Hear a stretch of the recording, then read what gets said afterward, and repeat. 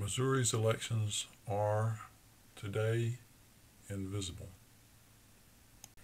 In Missouri's Constitution, the Bill of Rights says, all elections shall be free and open.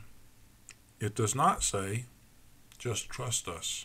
From the founding of the country, our democracy has depended on a healthy mutual distrust. If you're concerned about what others might do in secret, openness is democracy's best protection. Today, our elections have a modern facade. Large numbers of voters vote on computerized vote collecting and vote counting machines called DREs. A modern look is good, but the devil is in the details. Perhaps as citizens, it's time we should ask, but what's behind the curtain? Or in this case, what's behind the screen? First, the software provided by the manufacturer has had no public review.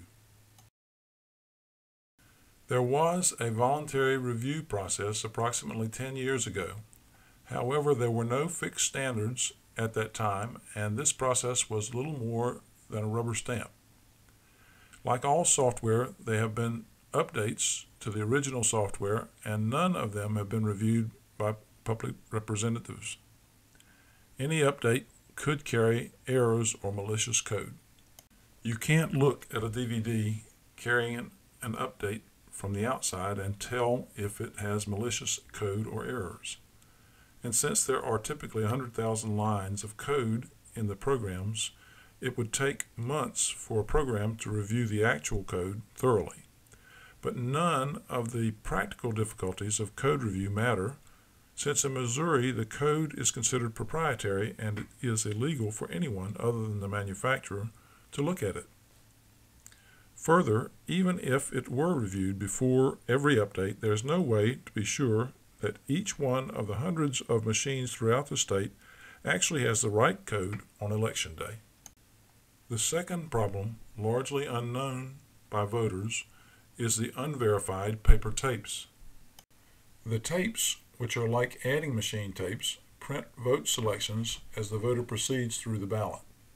However, since the voter is required to look at each item voted on as he or she proceeds through the ballot because it disappears into the machine, and since only about 1 in 10 voters actually reviews their vote on the paper tape, this feature is no obstacle to electronic voting fraud.